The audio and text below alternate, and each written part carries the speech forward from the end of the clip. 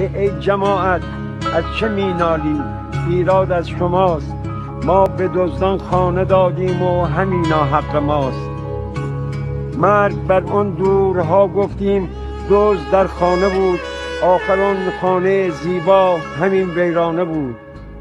مثل زالوها تمام خون ما را خوردن، هرچی هست و بود را اونها به یغما بردن. سفره ها خالی، پدر شرمنده فرزند شد، هر که حرف حق گفت تا روز ابد در بند شد. در گرانی ها در صف گدایی کرده ایم، دزدها در پادشاهی ما فقط یک برده ایم. چند درصد در رفاه و مابقی در چنگ فقر، دزدها در حال دزدی مابقی در جنگ فقر.